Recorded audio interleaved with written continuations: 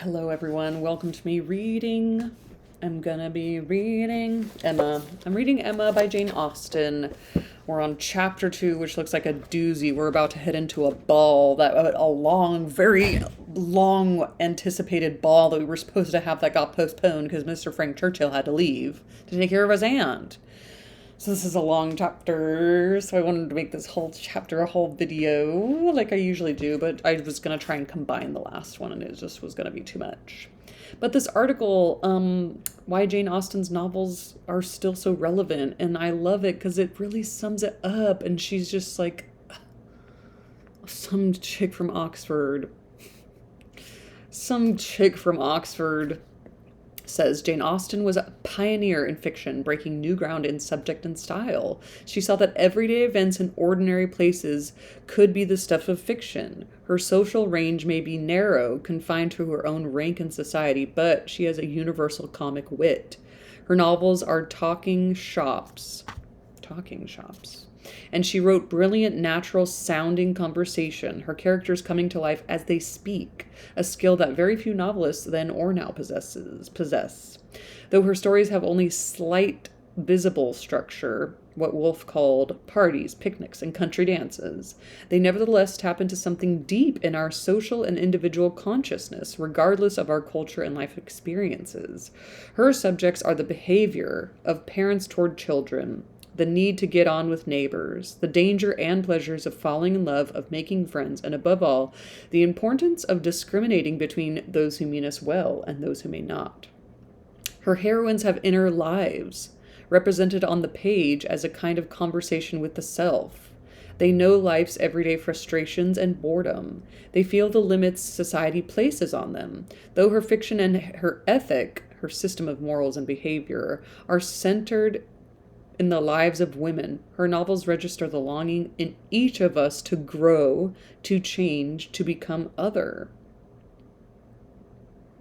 Against the odds is emotional communication, belonging. At their best, her male characters, too, have emotional intelligence. Her characters are real to us, and we learn from them. Through them, our own limitations may become a little less constraining. That's exactly it. The extraordinary intimacy Austen novels inspire in her readers, male and female, spring from this. She nourishes our emotional intelligence.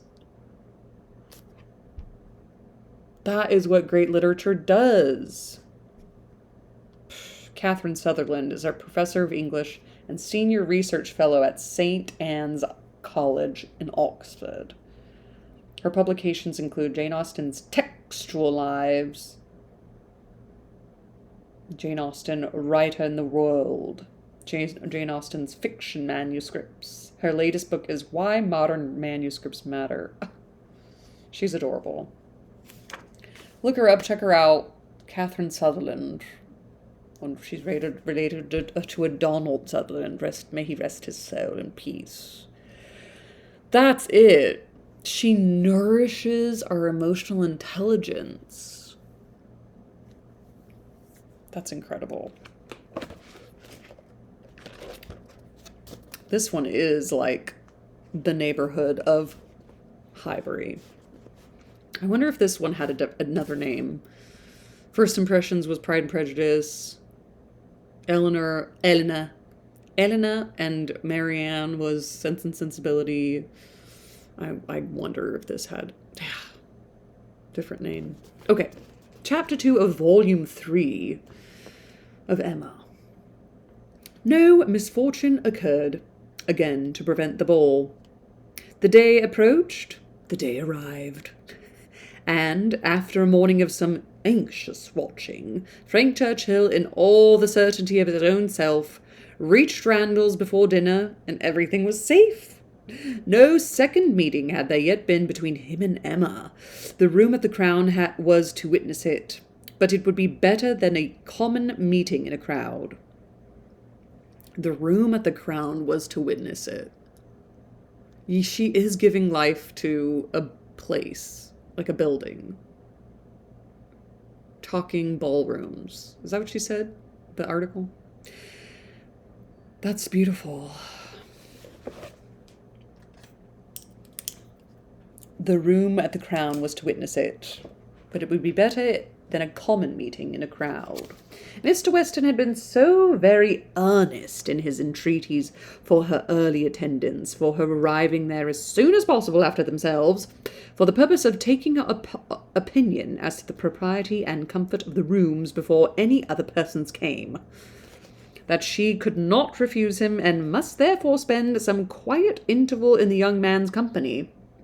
She was to convey Harriet, and they drove to the Crown in good time, the Randalls' party just sufficiently before them. Frank Churchill seemed to have been on the watch, and though he did not say much, his eyes declared that he meant to have a delightful evening. His eyes declared that he meant to have a delightful evening. That's beautiful too. They all walked about together to see that everything was as it should be, and within a few minutes were joined by the contents of another carriage. This is a great chapter so far. Contents. Of another carriage, which Emma could not hear the sound of at first without great surprise. This person's unfashionably early. She said, so unreasonably early, she was going to exclaim, but she presently found that it was a family of old friends, who were coming, like herself, by particular desire to help Mr. Weston's judgment, and they were so very closely followed by another carriage of cousins, who had been entreated to come early with the same distinguishing earnestness on the same errand, that it seemed as if half the company might soon be collected together for the purpose of preparatory inspection. Emma perceived that her taste was not the only taste on which Mr. Weston depended, and felt that to be the favourite and intimate of a man who had so many intimates and confidants was not the very first distinction in the scale of vanity. She liked his open manners, but a little less of open-heartedness would have made him a higher character. General benevolence, but not general friendship, made a man what he ought to be. She could fancy such a man. The whole party walked about and looked and praised again, and then, having nothing else to do, formed a sort of half-circle round the fire to observe in their various modes till other subjects were started, that though a fire in the evening was still very pleasant. I wonder if Mr. Woodhouse is here. I wonder if Emma's dad is here, or if he stayed home, because, Emma found that it was not Mr. Weston's fault that the number of privy councillors was not yet larger. They had stopped at Mrs. Bates's door to offer the use of their carriage, but the aunt and niece were brought by the Eltons. Frank was standing by her, but not steadily. There was a restlessness which showed a mind not at ease. He was looking about. He was going to the door. He was watching for the sound of other carriages, impatient to begin, or afraid of being always near her. Mrs. Elton was spoken of. I think she must be here soon, said he. I have a great curiosity to see Mrs. Elton. I have heard so much of her. It cannot be long, I think, before she comes. A carriage was heard.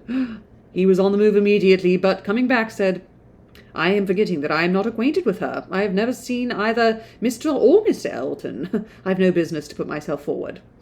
Mr. Elton and Mrs. Elton appeared, and all the smiles and all the proprieties passed.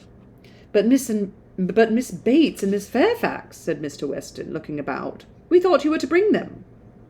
The mistake had been slight. The carriage was sent for them now. Emma longed... Oh, they just forgot?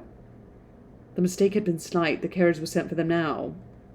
Did they forget about who they were going to pick up, or did they mean to come and then go make the carriage go get them separately? Emma longed to know what Frank's first opinion of Mrs. Elton might be, how he was affected by the studied elegance of her dress and smiles of her graciousness.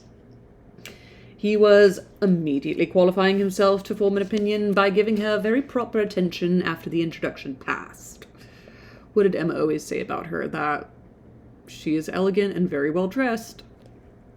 She said that about her like twice. That's all I want to say about her. That's all I have to say about that.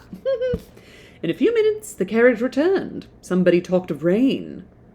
"I will see that there are umbrellas, sir," said Frank to his father. "Miss Bates must not be forgotten." And away he went. Mr. Weston was following. Mrs. Elton detained him, to gratify him by her opinion of his son, and so briskly did she begin, that the young man himself, though by no means moving slowly, could hardly be out of hearing. "A very fine young man indeed, Mr. Weston. You know I candidly told you I should form my own opinion, and I am happy to say that I am extremely pleased with him. You may believe me, I never compliment. I think him a very handsome young man, and his manners are precisely what I like and approve. So truly the gentleman, without the least conceit or puppyism. You must know I have a vast dislike to puppies, quite a horror of them. They were never tolerated at Maple Grove. Neither Mr. Suckling nor me had ever any patience with them, and we used sometimes to say very cutting things. Selina, who is mild almost to a fault, bore with them much better. While she talked of his son, Mr. Weston's attention was chained, but when she got to Maple Grove, he could recollect that there were ladies just arriving to be attended to, and with happy smiles must hurry away. Mrs. Elton turned to Mrs. Weston. "I have no doubt of its being our carriage with Miss Bates and Jane. Our coachman and horses are so extremely expeditious. I believe we drive faster than anybody. What a pleasure it is to send one's carriage for a friend. I understand you were so kind as to offer, but another time it will be quite unnecessary. You may be very sure I shall always take care of them." Miss Bates and Miss Fairfax, escorted by the two gentlemen, walked into the room, and Mrs. Elton seemed to think it as much her duty as Mrs. Weston's to receive them. Her gestures and movements might be understood by anyone who looked on like Emma, but her words, everybody's words, were soon lost under the incessant flow of Miss Bates, who came in talking, and had not finished her speech under many minutes after her being admitted into the circle at the fire. As the door opened, she was heard. Oh my God, it's this whole page. Is Miss Bates? Okay, here we go. Let me just...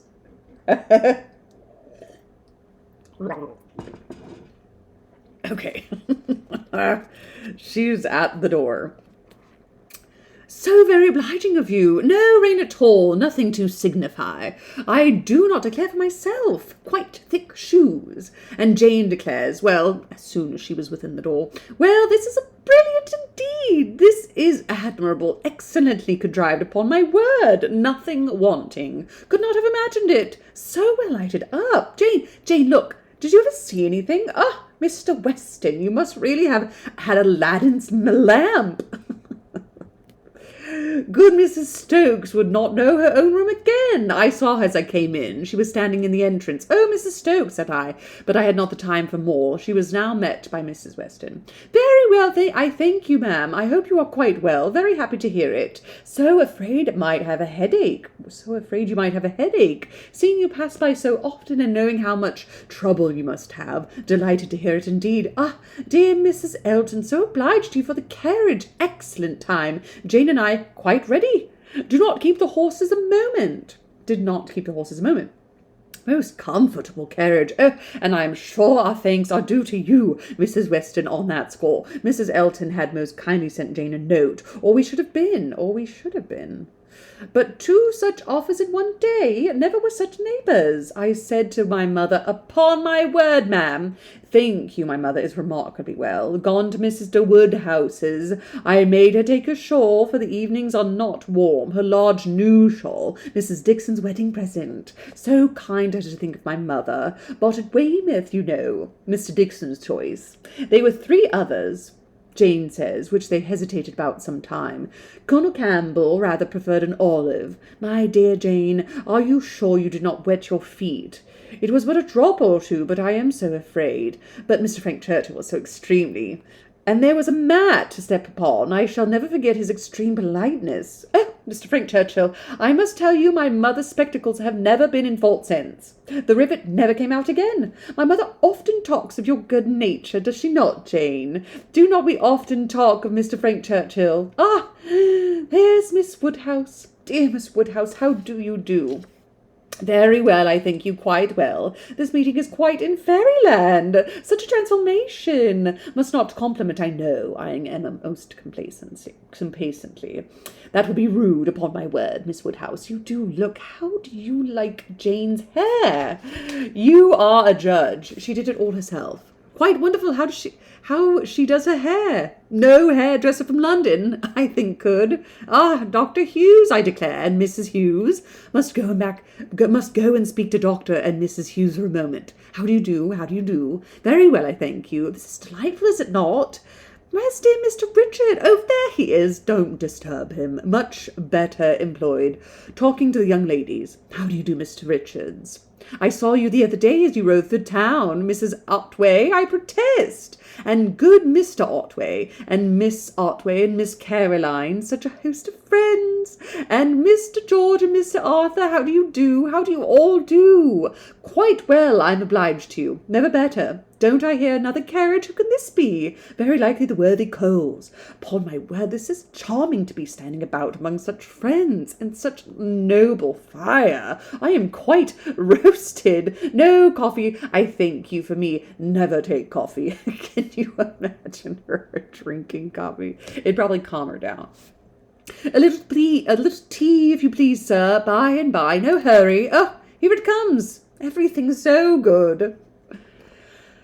Whew! Frank Churchill returned to his station by Emma, and as soon as Miss Bates was quiet, she found herself necessary overhearing the discourse of Mrs. Elton and Miss Fairfax, who was standing a little way behind her. He was thoughtful. Whether he were overhearing it too, she could not determine. After a good many compliments to Jane on her dress and look, compliments very quietly and properly taken, Mrs. Elton was evidently wanting to be complimented herself, and it was, "How do you like my gown? How do you like my trimming? How has Wright done my hair?" with many other relative questions, all answered with patient politeness. Mrs. Elton then said, "Nobody can think less of dress in general than I do, but upon such an occasion as this, when everybody's eyes are so much upon me, and in compliment to the Westons, who I have no doubt are giving this ball chiefly to do me honour, I would not wish to be inferior to others, and I see very few pearls in the room except mine. So Frank Churchill is a capital dancer, I understand. We shall see if our styles suit. A fine young man, certainly, is Frank Churchill. I like him very well." Okay, she is conceited. Emma was right about that. The ball's for her. The ball's for Mrs. Elton. And nobody else is wearing pearls but her. Okay. At this moment, Frank began talking so vigorously that Emma could not but imagine he had overheard his own praises and did not want to hear more, and the voices of the ladies were drowned for a while till another suspension brought Mrs. Elton's tones again directly forward. Mr. Elton had just joined them, and his wife was exclaiming, "Oh, you have found us at last, have you, in our seclusion? I was this moment just telling Jane I thought you would begin to be impatient for tidings of us." "Jane," repeated Frank Churchill, with a look of surprise and displeasure. "That is easy, but Miss Fairfax does not disapprove it, I suppose." "How do you like Mrs. Elton?" said Emma in a whisper. "Not at all." "You are ungrateful." "Ungrateful? What do you mean?" And changing from a frown to a smile, "No, do not tell me. I do not want to know what you mean. Where is my father? When are we to begin dancing?" Emma could hardly understand him. He seemed in an odd humour. He walked off to find his father, but was quickly back again with both Mr. and Mrs. Weston. He had met them in a little perplexity which must be laid before Emma. It had just occurred to Mrs. Weston and Mrs. Elton that Mrs. Elton must be asked to begin the ball, that she would expect it, which interfered with all their wishes of giving Emma that distinction. Emma heard the sad truth with fortitude. "And what are we to do for a proper partner for her?" said Mr. Weston. "She will think Frank ought to ask her." Frank turned instantly to Emma to claim her former promise, and boasted himself an engaged man, which his father took his most perfect approbation of. And then it appeared that Mrs. Weston was wanting him to dance with Mrs. Elton himself, and that their business was to help to persuade him into it, which was done pretty soon. Mr. Weston and Mrs. Elton led the way. Mr. Frank Churchill and Miss Woodhouse followed. Emma must submit to stand second to Mrs. Elton, though she had always considered the ball as peculiarly for her. She thought the ball was for herself or for Mrs. Elton, though she had always considered the ball as peculiarly for her. It was almost enough to make her think of marrying. Whoa. She always swore off marriage, you know. Mrs. Elton had undoubtedly the advantage at this time in vanity completely gratified, for though she had intended to begin with Frank Churchill, she could not lose by the change. Mr. Weston might be his son's superior. In spite of this little rub, however, Emma was smiling with enjoyment, delighted to see the respectable length of the set as it was forming, and to feel that she had so many hours of unusual festivity before her. She was more disturbed by Mr. Knightley's not dancing than by anything else. There he was, among the standers-by, where he ought not to be. He ought to be dancing, not classing himself with the husbands and fathers and whist-players who were pretending to feel an interest in the dance till their rubbers were made up, so young as he looked. He could not have appeared to greater advantage, perhaps anywhere, than where he had placed himself. His tall, firm, upright figure among the bulky forms and stooping shoulders of the elderly men was such as Emma felt must draw everybody's eyes. And excepting her own partner, there was not one among the whole row of young men who could be compared with him. He moved a few steps nearer, and those few steps were enough to prove in how gentlemanlike a manner, with what natural grace, he must have danced, would he but take the trouble. Whenever she caught his eye, she forced him to smile, but in general he was looking grave. She wished he could not love a ballroom better, and could like Frank Churchill better. He seemed often observing her. She must not flatter herself that he thought of her dancing, but if he were criticizing her behaviour, she did not feel afraid. There was nothing like flirtation between her and her partner. They seemed more like cheerful, easy friends than lovers. That Frank Churchill thought less of her than he had done was indubitable. The ball proceeded pleasantly. The anxious cares, the incessant attentions of Mrs. Weston were not thrown away. Everybody seemed happy. Everybody seemed happy. Why do they keep using that word? And the praise of being a delightful ball, which is seldom bestowed till after a ball has ceased to be, was repeatedly given in the very beginning of the existence of this. Of very important, very recordable events. It was not more productive than such meetings usually are.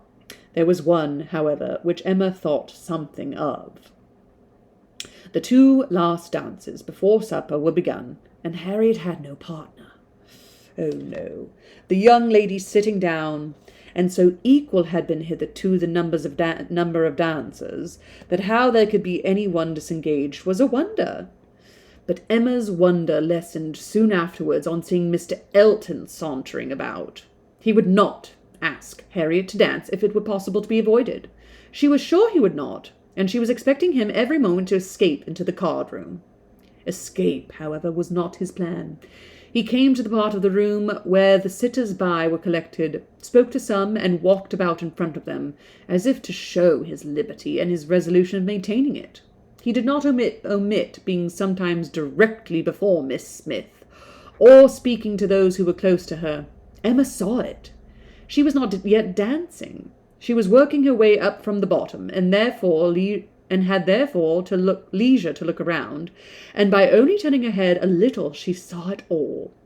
When she was halfway up the set, the whole group were exactly behind her, and she would no longer allow her eyes to watch, but Mr. Elton was so near that she heard every syllable of dialogue which thus then took place between him and Mrs. Weston. And she perceived that his wife, who was standing immediately above her, was not only listening also, but even encouraging him by significant glances. The kind-hearted, gentle Mrs. Weston had left her seat to join him and say, "Do not you dance, Mr. Elton?" To which his prompt reply was, "Most readily, Mrs. Weston, if you will dance with me." "Me? Oh, no. I would get you a better partner than myself. I am no dancer." "If Mrs. Gilbert wishes to dance," he said, "I shall have a great pleasure, I am sure, for, though beginning to feel myself rather an old married man, and that my dancing days are over, it would give me very great pleasure at any time to stand up with an old friend like Mrs. Gilbert." "Mrs. Gilbert does not mean to dance, but there's a young lady disengaged whom I should be very glad to see dancing, Mrs. Smith." "Miss Smith? Oh, I had not observed. You are extremely obliging." "And if I were not an old married man, but my dancing days are over, Mrs. Weston, you will excuse me. Anything else I should be most happy to do at your command, but my dancing days are over."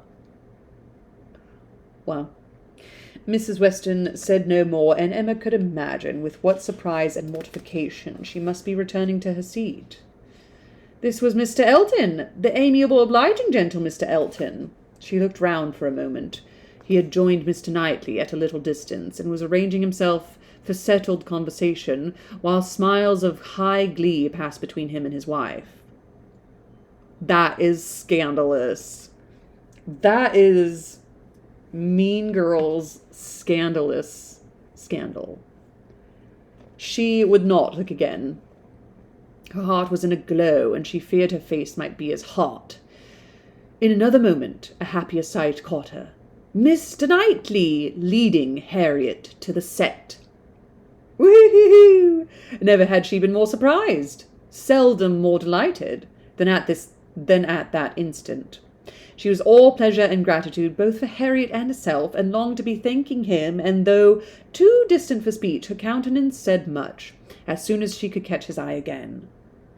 "That's so sweet, Mr. Knightley asked Harriet to dance after—" Oh, Mr. Elton. Ugh. His dancing proved to be just what she had believed it, extremely good, and Harriet would have seemed almost too lucky if it had not been the cruel state of things before, and for the very complete enjoyment and very high sense of distinction which her happy features announced. It was not thrown away on her. She bounded higher than ever, flew farther down the middle, and was in a continual course of smiles. Mr. Elton had retreated into the card-room, looking, Emma trusted, very foolish.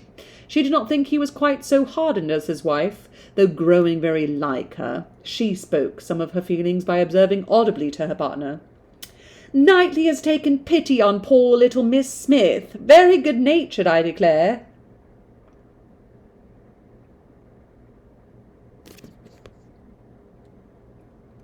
Supper was announced. The move began, and Miss Bates might be heard from that moment without interruption till her being seated at the table and taking up her spoon. Oh my God, another long Miss Bates. Oh my gosh. Ugh. Jane, my dear Jane, where are you? Here is your tippet. What? What's a tippet? Let me just look this up real quick. Let me see if it's in the dictionary, because I did buy a dictionary, but it proves to be quite harder to look stuff up. But maybe I'll remember it better. Tippet. What's a tippet? Does it have something to do with food? Wow, there are a lot of S words. H-I. I'm almost there. Hold on. A-L-M-N-O-P. Tippet. Come on, tippet. Tippler. Tippet. A long scarf or shoulder cape. What does she need her tippet for the dinner? Okay, sorry.